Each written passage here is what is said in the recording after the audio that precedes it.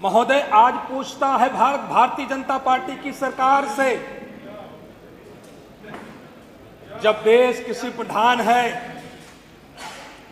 और किसान अन्नदाता भगवान है, तो ये भगवान ही क्यों परेशान है? बाकी सब मालूमाल क्यों है?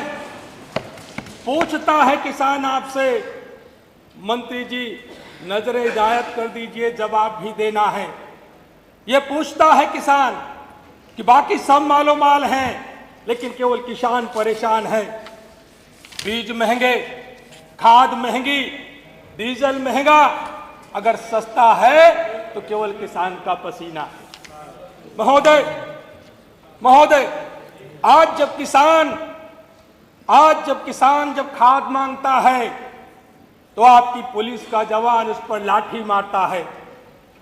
यह किसानों की स्थिति हो गई है। महोदय, सरकार के भाषण से किसानों की आमदनी 2 गुना नहीं होने वाली।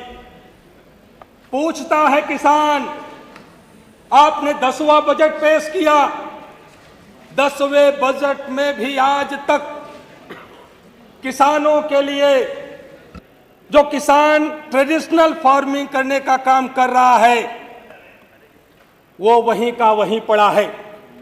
मानव किसानों की आमदनी तब बढ़ेगी जब किसान ट्रेडिशनल फार्मिंग से टेक्निकल फार्मिंग पर आएगा।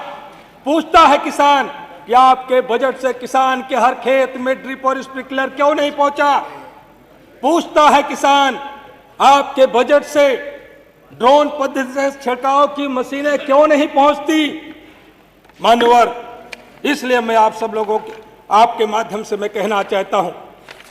मैं आपके माध्यम से कहना चाहता हूं कि जब तक खेती टेक्निकल नहीं होगी, साइंटिफिक नहीं होगी, तब तक किसानों की फसलों की लागत कम नहीं होगी और आमदनी नहीं बढ़ेगी। अगर खेती टेक्निकल कर देंगे तो एक तरफ जहां ग्राउंड वाटर बचेगा, वहीं पर सरफेस वाटर और डीजल भी बचेगा। महोदय, आज की तारीख में प्रयागराज शोराव में आलू की जो कीमत है 600 रुपए से लेकर 700 रुपए प्रति कुंतल बिक रही है। मान्यवर, ये 3 महीनों की फसल है और किसान से वही व्यापारी चंद रुपए में 6 रुपए का किलो आलू लेकर के 1 किलो आलू में 350 ग्राम चिप्स बना करके 150 रुपए से लेकर के 1000 रुपए तक के भाव में बेचने का काम करता है। 5 रुपए किलो का टमाटर लेकर के 15 मिनट में 500 ग्राम सॉस बना करके, टोमेटो सॉस बना करके बाजार में 300 रुपए में बेचता है। लेकिन क्या मिलता है किसानों को? मानवर, इसलिए मैं कहना चाहता हूं कि किसानों को जब तक फसलों के उत्पाद, उद्योग, विपणन और व्यापार से नहीं जोड़ा जाएगा, किसानों को लिंक बनाना पड़ेगा कि फसलों के जो उत्पाद हैं, उसका जो उद्योग है, विपणन और व्यापार में किसानों की सहभागिता चाहिए। जो फसलें जिस प्रदेश के जिस कोने की हैं, उस फसलों से संबंधित उत्पाद और उसके उद्योग कल कारखाने भी वहीं पर लगने चाहिए। अगर प्रयागराज का सोराव आलू का उत्पादन क्षेत्र है, तो वहां पर आप औद्योगिक गलियारा बनाते हैं। उस औद्योगिक गलियारे को कृषि औद्योगिक गलियारा क्यों नहीं बनाया जा सकता, जिससे किसानों की आमदनी बढ़े? और जब किसान अपनी ही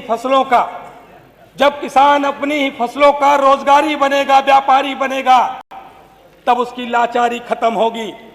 इसलिए मान्यवर, मैं कहना चाहता हूं आपके माध्यम से कि सरकार इस पर गंभीरता से किसानों की जमीन लेती है, जो खेती करता है, लेकिन वहां पर बड़े बड़े उद्योगपतियों के कल कारखाने लगते हैं।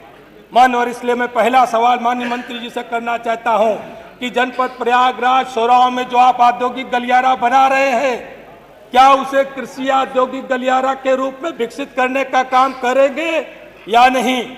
और जो कृषि से संबंधित उत्पाद होते हैं, उद्योग होते हैं, MSME हो या स्टार्टअप हो, कोई भी किसान परिवार के नौजवानों को वरीयता वाली नीति बनाएंगे या नहीं, इस पर विचार करेंगे कि नहीं, इसका जवाब देने की कृपा करें।